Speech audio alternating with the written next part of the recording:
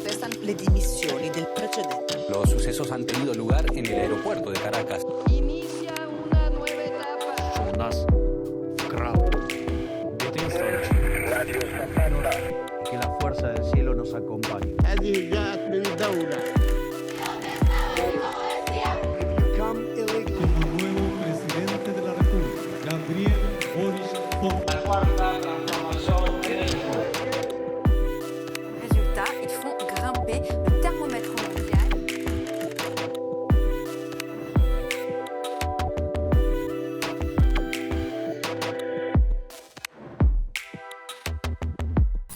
Bienvenidas y bienvenidos a Mextranjeros, el programa donde corresponsales internacionales nos hablan sobre los temas que más nos interesan. En esta ocasión abordaremos los 100 días de la presidenta Claudia Sheinbaum y también sobre lo que está sucediendo con Estados Unidos y cómo llegó el presidente Trump y cómo se está vinculando con otros países, entre ellos México. Acompáñenos a ver las portadas de este mes.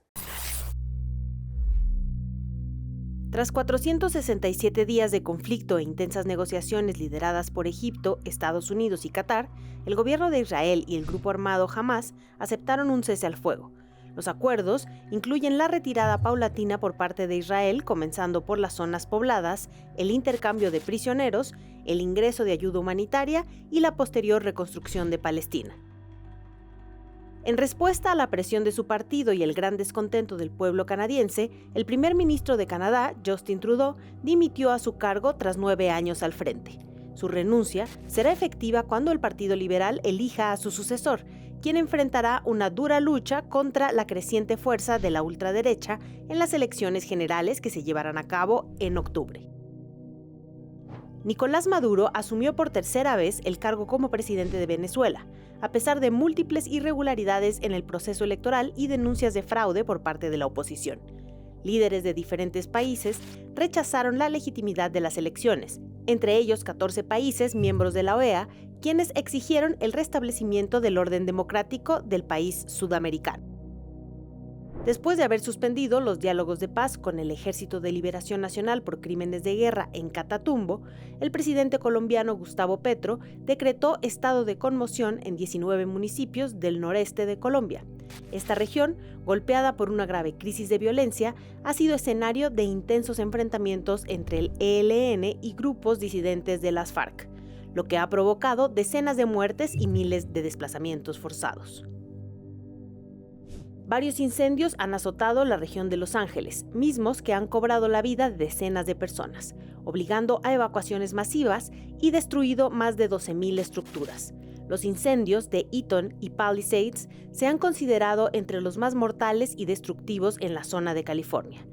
Aunque se desconoce el origen del fuego, las condiciones extremas de calor, viento y sequías prolongadas han favorecido su propagación.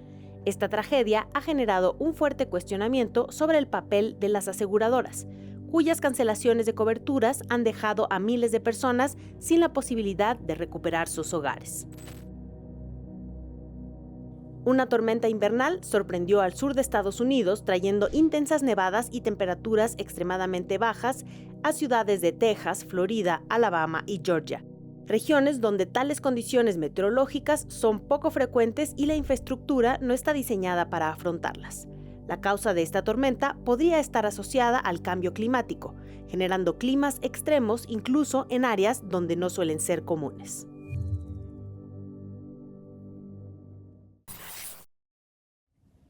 Bienvenidas y bienvenidos a Mextranjeros, nuestro primer Mextranjeros del año. Muy agradecida de que nos sigan acompañando en este 2025. Y como ya es costumbre, tenemos una mesa muy dinámica, donde además seguramente nuestros mextranjeros y nuestras mextranjeras tendrán mucho que decir. Entonces, empezamos contigo, Kurt Hagbarth. Eres de Estados Unidos, Jacobin Magazine es el medio para el que trabajas. Bienvenido, ¿cómo estás? Muchas gracias. Cuéntanos cuál es tu nota que nos traes acá a la mesa el día de hoy. Bueno, probablemente no es sorpresa de nadie, pero tiene que ver con lo que está pasando ahorita en Estados Unidos, ¿no? Después de semana 1 de Trump, ¿no? Y he estado siguiendo pues, las nuevas prácticas de deportaciones. 2 casos en particular, ¿no? Quería un poco adentrar en los casos. Un caso rural, otro caso urbano, ¿no? Esto siguiendo un poco esta idea de Tom Homan, que va a ser el nuevo zar de la frontera, que van a realmente escalar sus tácticas, ¿no? Uno en Bakersfield, California, donde trabajan obviamente muchos mexicanos en la agricultura, en el campo, y vimos una redada ahí donde llegó la patrulla, ¿no? Y ICE. Ahí empezaron a parar coches, ¿no?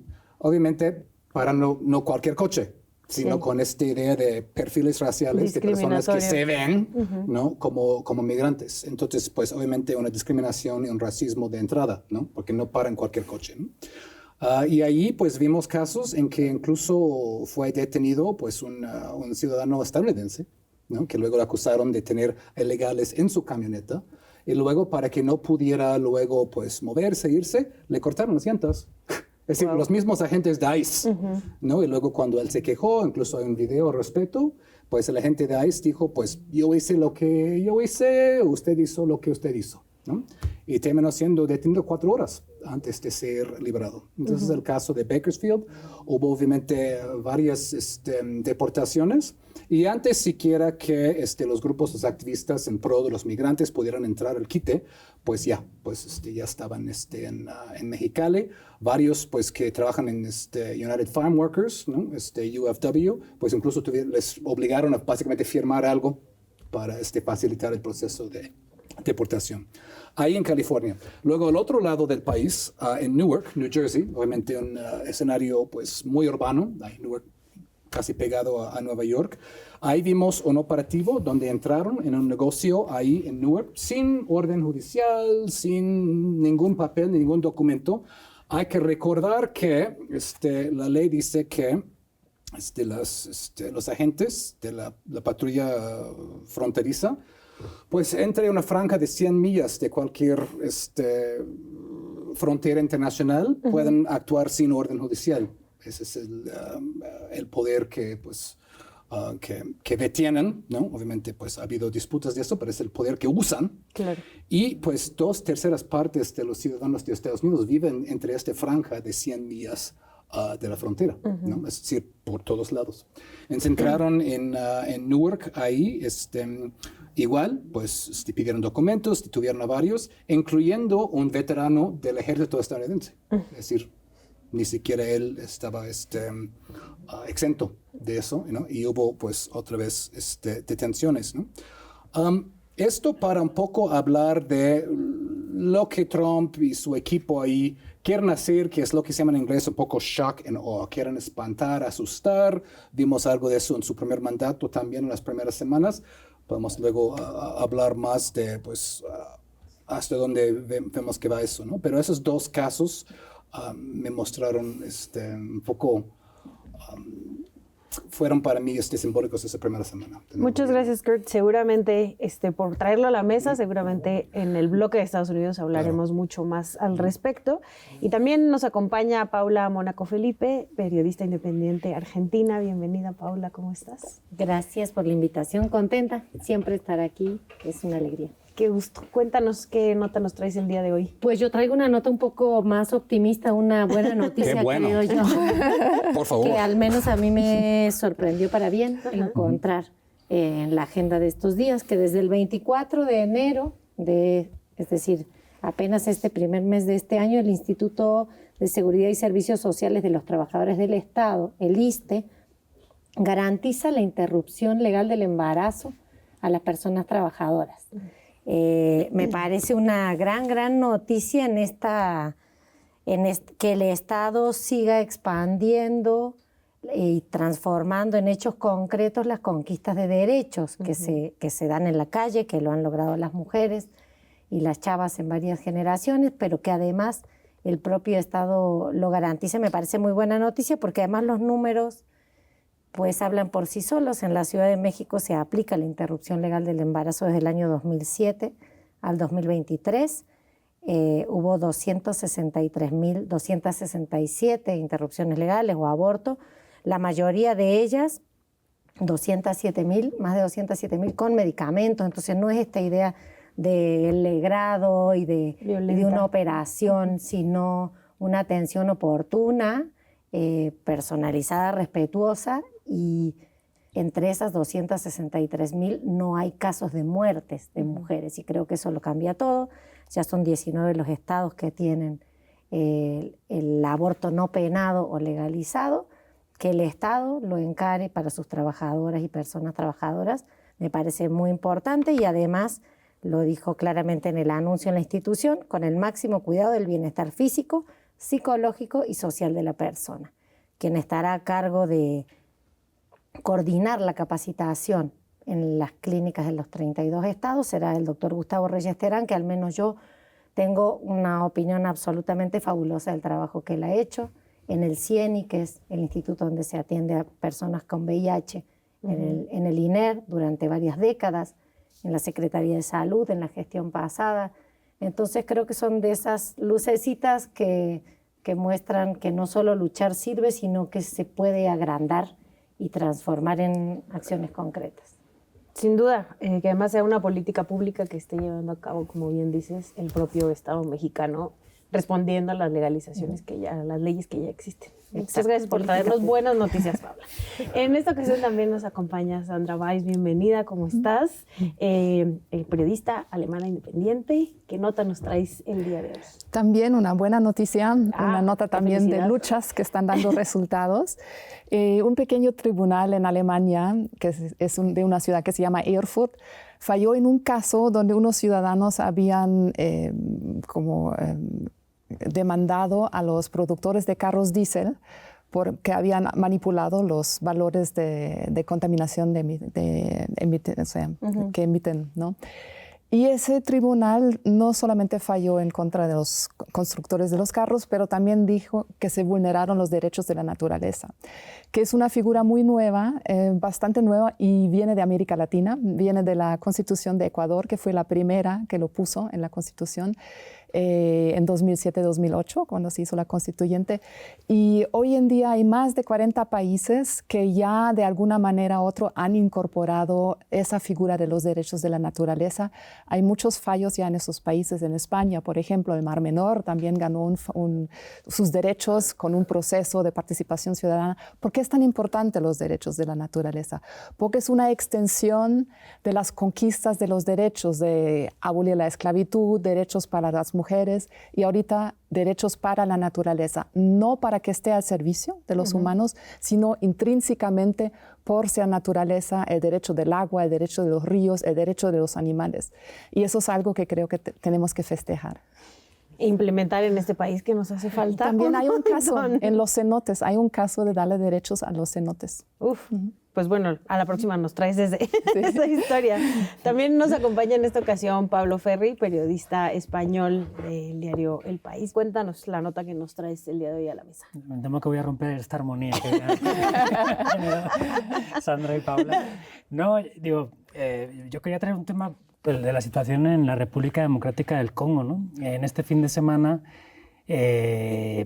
al parecer, integrantes de una de las milicias que ha estado batallando con el Ejército Nacional, la M23, tomó una de las ciudades clave de la frontera con Ruanda, Goma. Esto en una lógica de pelea por los recursos naturales del país, ¿no? Sabemos que el Congo tiene minas de cobalto, desde luego, y a lo largo de la historia ha sido uno de los grandes, ¿cómo decirlo? Una de las grandes minas para las empresas de países europeos, Estados Unidos, Canadá, etcétera, en la extracción de recursos, ¿no? La historia es terrible, no la voy a resumir aquí en 2 minutos, pero bueno, básicamente desde el siglo XIX, cuando el rey belga Leopoldo II, que por cierto, eso no lo sabía yo, él era hermano de Carlota, la de Maximiliano, el del Imperio. El otro día lo leí. Este señor se hizo con el poder, él no Bélgica, él se hizo con el poder del Congo. Luego organizó el gran tráfico de caucho cuando se crea el neumático a finales del siglo XIX hacia Europa, y Estados Unidos, claro.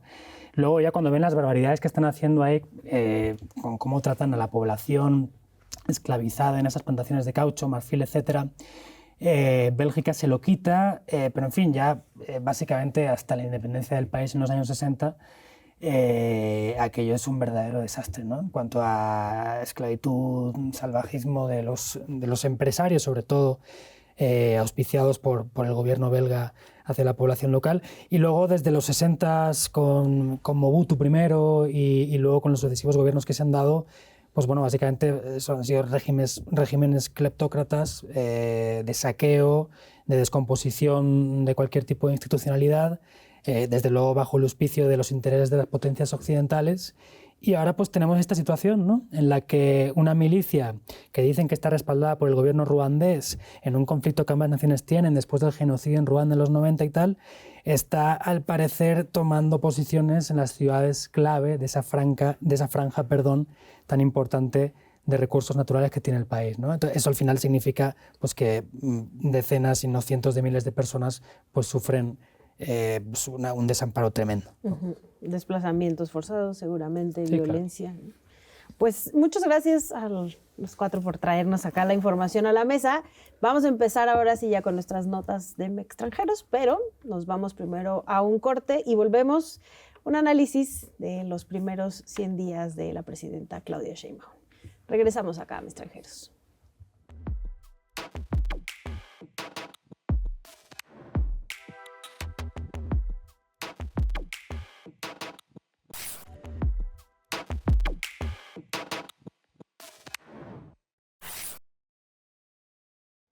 Regresamos a extranjeros y como les prometimos, este bloque vamos a hablar sobre los primeros 100 días del gobierno de Claudia Sheinbaum, cómo ha sido su agenda, cómo ha reaccionado también hacia los intereses con otros países.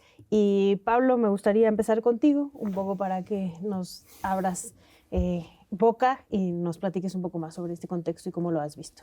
Bueno, yo creo que digo, no porque sea el tema que suelo tratar, pero creo que sí uno de los grandes desafíos de este gobierno es el tema de la seguridad, ¿no? Quiero decir, todo lo que no sea cambiar ya no las tendencias como ocurrió en el gobierno anterior, que es cierto que se cambiaron, y los índices de homicidios fueron a la baja, algunos otros delitos de alto impacto también. Creo que ahora se necesita un cambio más en profundidad, ¿no? Sobre todo para paliar lo que creo que se puede llamar gobernanza criminal de algunos territorios, ¿no? Lo hemos visto, yo mismo lo he visto estos años en Chiapas el año pasado, en Michoacán en muchos años, no solo en tiempo de López Obrador, desde hace mucho tiempo, desde hace mucho antes también, Tamaulipas desde luego, la zona de la frontera chica, algunas zonas del Bajío también, Zacatecas, etc.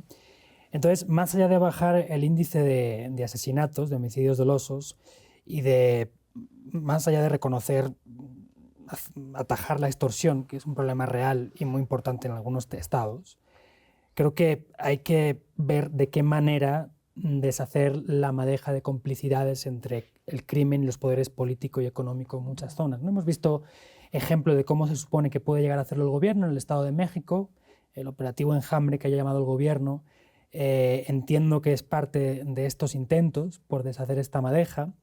Ahora bien, la detención de 4 o 5 jefes de policía, 2 o 3 alcaldes y 4 o 5 mandos de policías municipales, creo que solo es un primer paso que se quedaría corto y no serviría para demasiado en el medio plazo, ¿no?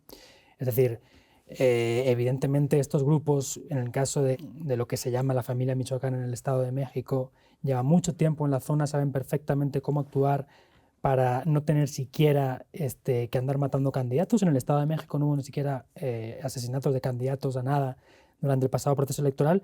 Y eso, más allá de que no existan problemas de índole de gobernanza criminal, implica que yo creo, a mi entender, que los grupos saben hacer las cosas sin necesidad de matar. Y eso no significa que no haya problemas, ¿no? Totalmente. Sino que están ocultos. Entonces yo creo que el principal problema es ese. Y tiene Sinaloa como uno de estas estrategias y focos. Sí, yo creo que ese es un problema, digamos, del mismo contexto, pero de índole distinta, ¿no? La detención del Mayo Zambada en julio y el inicio de hostilidades más evidente desde septiembre parece que tiene bastante que ver una cosa con la otra, es decir, sería un poco ingenuo negarlo. Sheinbaum ha dicho estas semanas que, bueno, que ahora en cuanto se asiente un poco el nuevo gobierno de Estados Unidos, una de sus intenciones es trasladarle a Trump que el problema en Sinaloa es por culpa de un operativo de sus agencias de seguridad, ¿no? Y creo que esto es cierto. Ahora bien, aunque esto sea así, el hecho es que hay un problema, y es que desde septiembre la cantidad de asesinatos, reportes de personas desaparecidas, lo que les llaman levantones, ¿no?, etcétera, han escalado de una manera exponencial con respecto a los registros en los meses y años anteriores, ¿no? ¿Qué tan efectivo está siendo o puede ser a medio y largo plazo la estrategia del gobierno federal en el sentido de detener a los generadores de violencia, mientras por otro lado la misma Secretaría de Seguridad, a través de una de sus subsecretarías y otras dependencias del Estado, pueden poner en marcha planes que de alguna forma repliquen los planes que se hicieron en su día en la Ciudad de México, caso de Barrio Adentro, por ejemplo, ¿no?, en el que tratas de atender a las causas, que es uno de los lemas del actual gobierno y del pasado también? Pues no lo sé, son pocos, llevamos 120 días de gobierno, es pronto para decir si va a ser efectivo o no, la situación es muy difícil, eso es verdad también. Y sería también ingenuo por mi parte y la de cualquiera pensar que esto es culpa del gobierno anterior y del anterior, o sea, es de hace muchos años todo esto, ¿no? Pero en todo caso, claro, esto tiene que solucionarse en algún momento, sin decir de quién es la culpa, se debe solucionar, ¿no?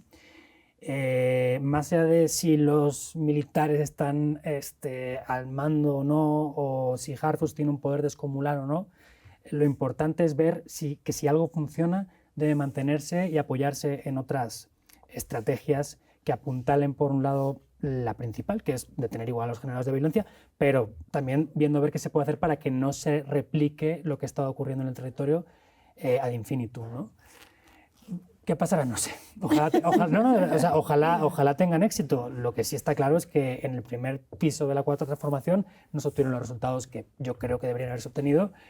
Y a ver, yo creo que ahora la estrategia es un poco distinta. Creo que la lógica del gobierno actual sí apunta de una manera quizá más científica a las causas de la violencia.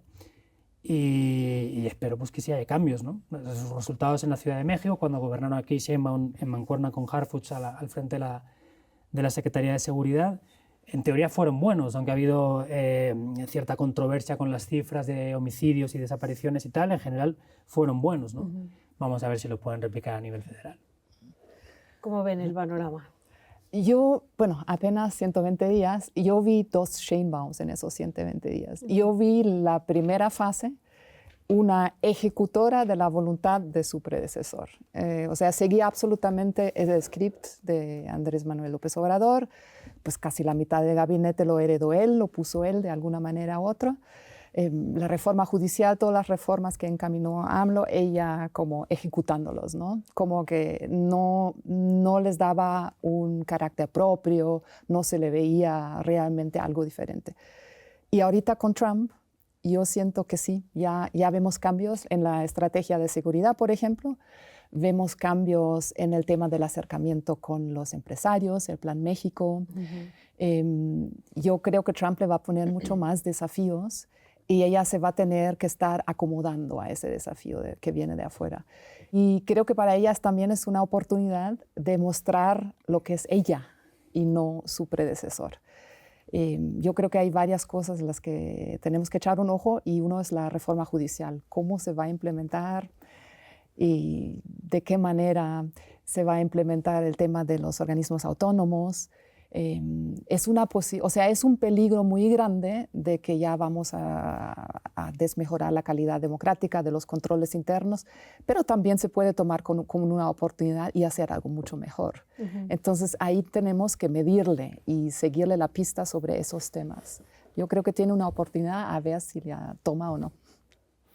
Bueno, además del pues, obvio simbolismo de ser la primera mujer presidenta de México, ¿no? Además de eso y varias de sus políticas enfocadas en mujeres, ¿no? Bajar la edad de pensión de bienestar a 60 años para mujeres, también el asunto de cuidados casa por casa, tiene un enfoque en mujeres y parte en general de esta idea de ir aumentando derechos. Me gusta mucho el lenguaje de que son derechos, no son dádivas, no son nomás programas sociales, son derechos, ¿no? Y creo que este pequeño cambio de término y paradigma es muy importante.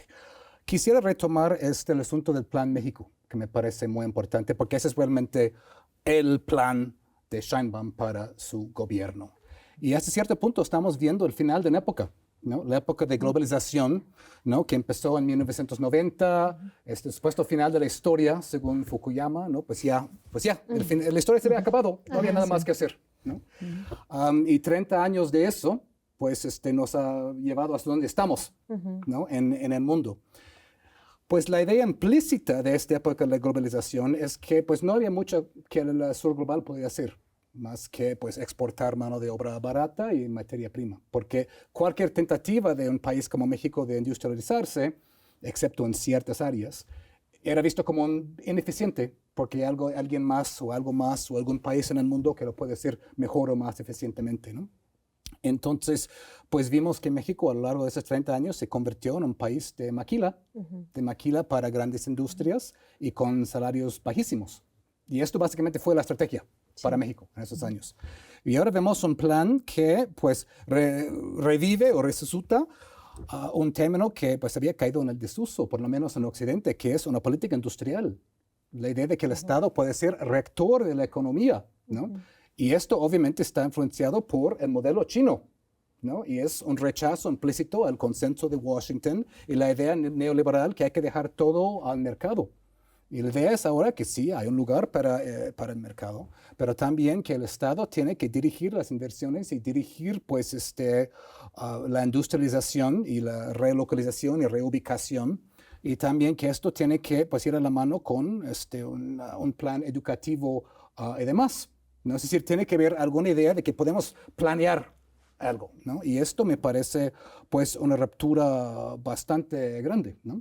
Ya estamos hablando de sustitución perdón, de importaciones, algo que no se había hablado en una generación, ¿no? Y esto me parece, y se pues, rechazaba, además. Que se rechazaba por completo esta idea, ¿no? Y ahora vemos la idea de que México quiere pues hacer su propio coche, quiere poner un satélite en el espacio, quiere usar sus recursos naturales para su propio uso, ¿no? Y esto va a ser un desafío por la idea principal de que pues, Estados Unidos tiene esta esquizofrenia ante México, que siempre dice que pues, México tiene la culpa de, ¿no? la migración y esto, pero a la vez siempre ha habido hasta cierto punto una amenaza que México se industrializara, ¿no? Ya vimos que falleció apenas el expresidente Jimmy Carter y su asesor de seguridad nacional, Zbigniew Brzezinski, dijo en algún momento, no queremos un Japón en nuestra frontera sur. No queremos un Japón ahí. Sí. Entonces, un poco culpan a México por algo, pero luego pues no les gusta la solución, que puede ser un México con una política industrial, con una industria que use sus propios recursos para que la gente no tuviera que migrar. Y va a tener que ser el argumento que haga Sheinbaum hacia el mundo, ¿no?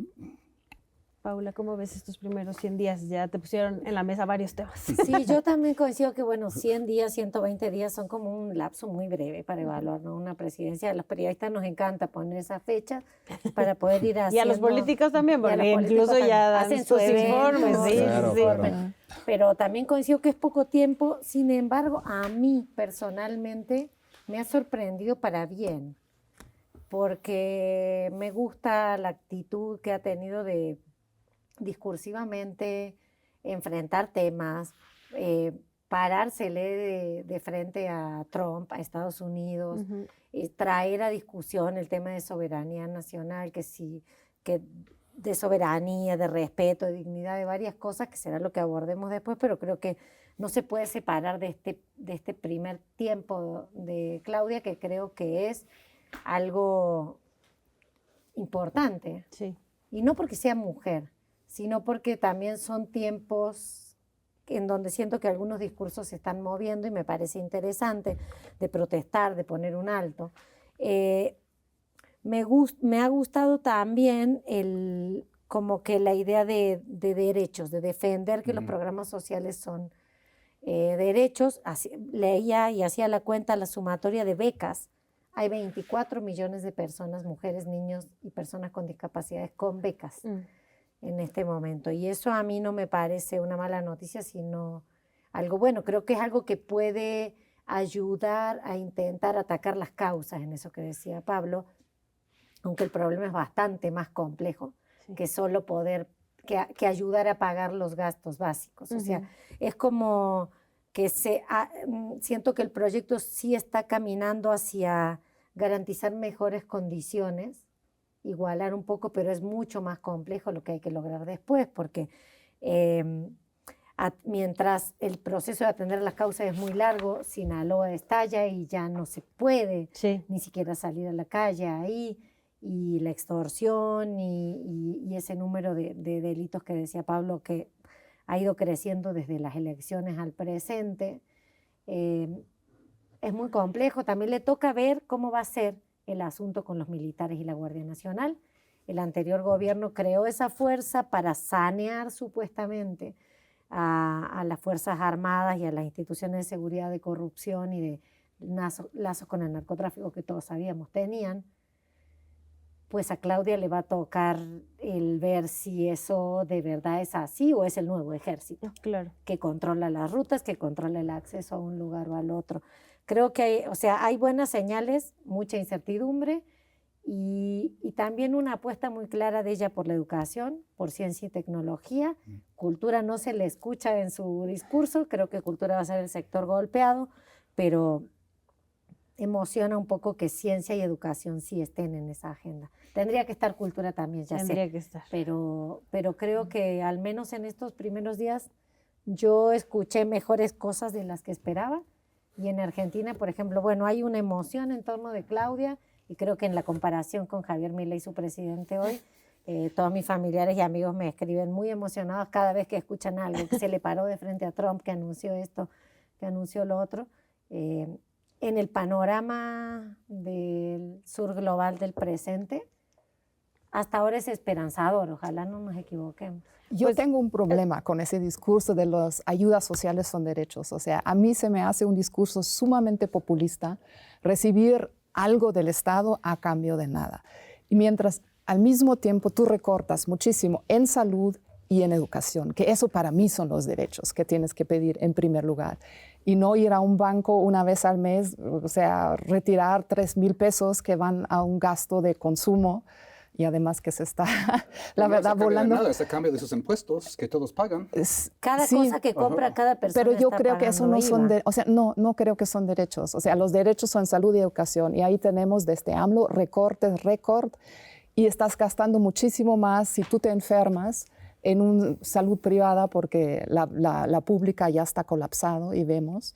Y si tú ves las cifras, ese discurso es bastante manipulador y yo no lo veo que están ampliando mucho los derechos de los mexicanos, les están dando dávidas. A mí me inquieta un poco también, digo, por completar. Me encanta esta discusión. ¿Qué les parece si nos vamos a un corte y regresamos a retomar este mismo tema? Y de ahí nos hilamos con Trump para que nos quedamos contigo, Pablo. No, era un ahí apunte quédate. rapidísimo, No importa, ahí queda tu idea, está ahí bueno. queda tu idea. Nos vamos rapidísimo y regresamos.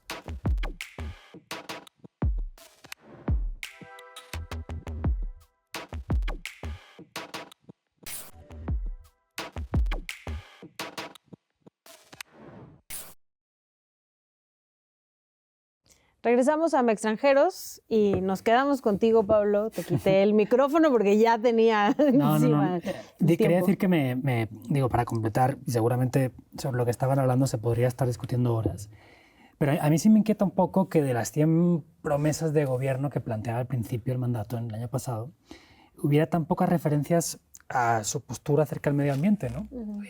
Si no mal recuerdo, de las 100, había una que hablaba de limpiar 3 cuencas de ríos, y había otra que hablaba de atender, y creo que utilizaba ese verbo además, y eso me preocupa todavía más, la contaminación en las 3 grandes áreas metropolitanas del país, ¿no? Monterrey, Guadalajara y la Ciudad de México.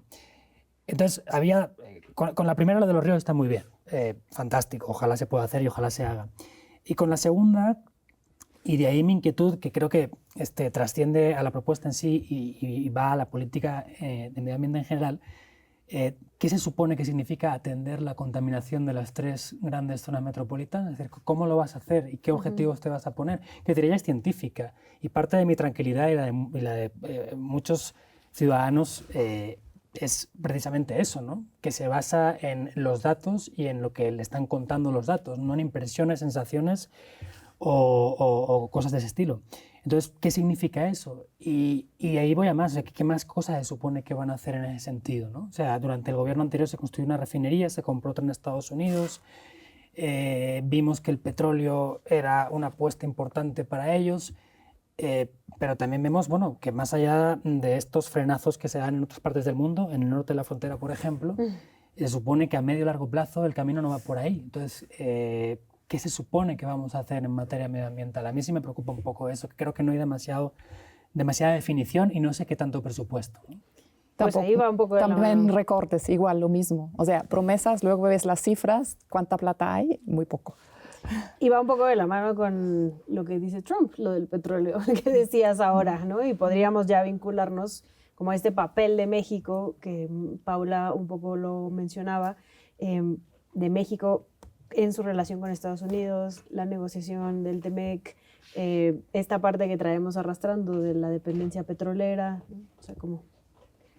Pues yo creo que la relación de México-Estados Unidos nunca se puede pensar como algo igual, porque es completamente desigual el nivel de poderío económico, de capacidad de operación y de poder simbólico.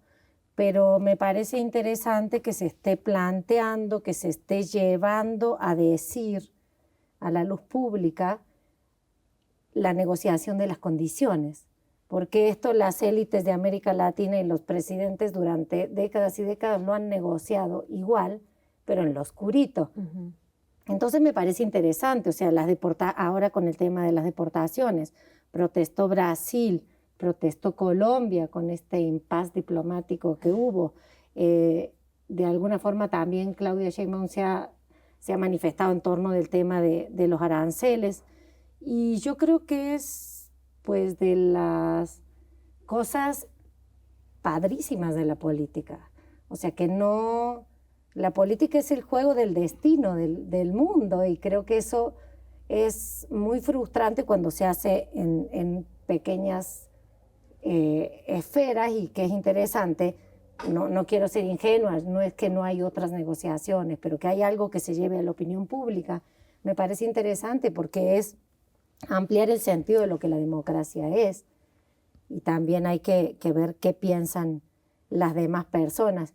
Y yo me quedé con una sola cosita del otro. Creo que el error también es llamarle ayuda social, programas sociales. Por ejemplo, hay recortes a unas cosas, pero van a esos otros programas sociales.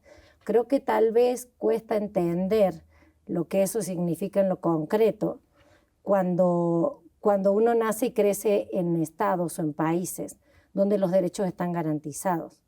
En este sector del mundo, en general, donde naces, estás casi sentenciado. México es el país con menor movilidad social. Lo dice la OCDE, el 64%, si no recuerdo mal, de las personas nacen en una clase social y mueren en esa misma. Entonces, es el discurso de equidad o igualdad.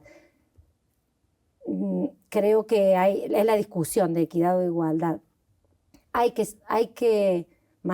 Se puede elegir o no se puede elegir, buscar que sea más justo para todos. Somos el país donde el 1% controla el 90% de los recursos, entonces a mí no me parece populismo, me parece justicia. Una forma de justicia, no todo, seguro hay que hacer mucho más, seguro hay un montón de otras cosas, pero el discurso de que la ayuda social es populismo creo que siempre está como impulsado desde los sectores que no tienen nada para qué perder. Y hay casas donde el recibir esa beca te permite o no te permite cursar la secundaria y la preparatoria. Y si no, veamos dónde hay deserción escolar. No hay en Las Lomas, hay en Iztapaluca. Entonces, en el caso de que ofrezcas una buena educación y que la beca sea condicionada a la educación, como se hizo, por ejemplo, en Brasil. Esas becas estaban condicionadas a que los niños estudian, tenían que entregar sus calificaciones. Y además, necesitas, o sea, no hay nada más que ayuda en el ascenso social que la educación. Y si tú recortas el presupuesto, que recorta la calidad, recortas, o sea, los salarios de los maestros, ahí la verdad yo no veo posibilidad de avanzar, aunque con 3,000 pesos pues no te puedes pagar todo esto para realmente tener un ascenso social. Pues de dádivas hablamos, las verdaderas dádivas fueron para este 1%. ¿No? durante todos los años anteriores, ¿no? Era en este 1% que no pagaba impuestos y en muchos casos siguen no pagando impuestos. Estos son las dádivas. Se espera la que... condonación de impuestos, esos eran dádivas. No, pero se esperaría que Claudia impulsara una reforma fiscal, por ejemplo. Sí, ¿no? sí, Ni López Obrador ni Sheinbaum dice que tenga planeado una reforma fiscal. Pero Sí, puso eso fin entra a la mucho en condonación de contradicción impuestos, que fue el primer el paso. Con el desarrollo industrial, ¿no? Eso Sí. debe ser muy complicada esa negociación No, yo también. supongo que sí, O sea, Pero cada acercarte a vez los el ahora debe empresarios 60 mil te voy a millones al cobrar. fisco. Están peleando por eso, pero sin la reforma judicial, esto nunca va a pasar. Pues los jueces condonan impuestos en este país. Por esto la reforma judicial. Eso es necesario que hubiera la reforma judicial antes de una reforma fiscal. Si no, los jueces iban a tumbar todo. No, pero es que eso es otra cosa, porque luego sí, hemos visto esta semana este show en el que de repente uno de los 3 comités de selección de candidatos a jueces se va a elegir va a regirse finalmente por una tómbola. Y bueno, eso me parece sintomático del problema en sí que encarna la reforma judicial. Quiero decir, si hemos visto los problemas que ha habido en los territorios alejados de las grandes urbes, donde las fuerzas policiales tal tienen una presencia que impiden el desarrollo de ciertos comportamientos. Y si vemos la cantidad de regidores amenazados, candidatos a regidores, a diputados locales, a diputados federales, a presidentes municipales, etcétera. O sea, lo que yo no sé, y supongo que lo habrán pensado, quiero pensar que lo habrán pensado y que tienen una respuesta al respecto, ¿qué se supone que va a ocurrir en una elección de jueces? O sea, a mí eso me preocupa mucho y lo digo genuinamente. No ataco porque si la reforma judicial, de hecho, ni la ataco, pero sí me pregunto eso constantemente. Y más bien un poco el descuido con el que se está tratando ciertas partes de la selección de candidatos. Entonces, no sé, o sea, la verdad que a mí me quiero ver qué pasa en la primera elección y supongo que a partir de ahí se pueden no sé, aprender muchas cosas para la siguiente y mejorarlo y todo eso. Lo asumo. Pero asumiendo qué es lo que ocurre en un sentido de cómo afecta la gobernanza criminal a cada elección de cargos públicos, no sé qué se supone que piensan que va a ocurrir con la elección de jueces, la verdad. Es verdad que lo que tú dices, yo creo que estoy de acuerdo que durante décadas muchos jueces han utilizado sus posiciones para asegurar beneficios a X o tal empresa, y no lo dudo. Ahora, ¿la solución es esta? ¿No va a generar más problemas todavía de lo que había existido? No lo sé. Pues el asunto es intentar un método diferente, ¿no? Es decir, se cuestiona cómo va a ser la elección de jueces, cómo era antes, ¿no? Los jueces eran nombrados por cuotas de partidos.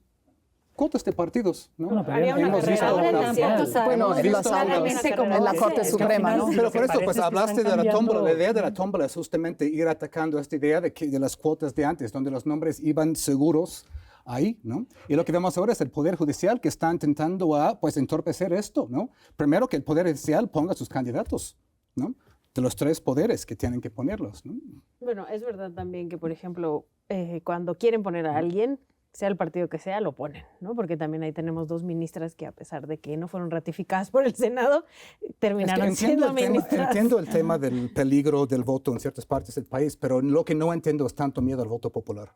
Es decir, no, pero no es yo creo que no es el miedo al voto popular. Yo creo que es más bien la capacidad que tienen estas mafias político-criminal empresariales para imponer su voluntad disfrazada de voluntad popular. Creo que ese es el gran problema. Es decir, ¿en realidad la gente va a ir a votar genuinamente a su candidato o candidata? Yo creo que no. Yo creo que sí. se van a imponer, como se imponen en muchos pueblos y en muchas regiones, a la hora de votar a los presidentes municipales, regidores, etcétera, la voluntad de los caciques. Así y ese es el gran problema. Bolivia. Ojalá que no, ojalá me equivoque y me caiga la boca y diría, oye... Pues me parece mejor desconfianza del pueblo de México. Es decir, que así esto va a pasar en todo el país. Fue una imposición de partido hegemónico y la gente ni votaba porque tenían ni idea de quiénes estaban, pensaban todos son con esta más lógica y no cancelemos todas las elecciones porque siempre va a haber gente manipulada. Cancelemos las Ahora elecciones sí democráticas. nos tenemos que ir un Nos corte. fuimos de tema completamente. Es interesante. Pero está muy interesante la mesa, de verdad. ¿Quieren que hablemos de Quisiera... Estados Unidos o regresamos a México? Pues ya hagamos un segundo segmento, ¿no? Nadie En habla el de siguiente plata. segmento sí vamos a hablar de Estados Unidos y de Trump, así que les esperamos acá en Extranjeros.